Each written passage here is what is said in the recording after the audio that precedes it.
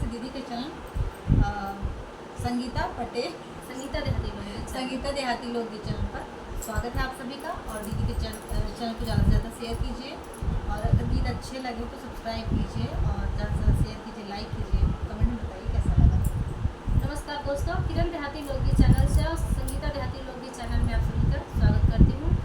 आप लोगों के सामने आज बहुत प्यारा बेटा विवाह गीत लेकर आई हूँ। कमेंट में बताइए हमारा गाना कैसा। स्वागत बहुत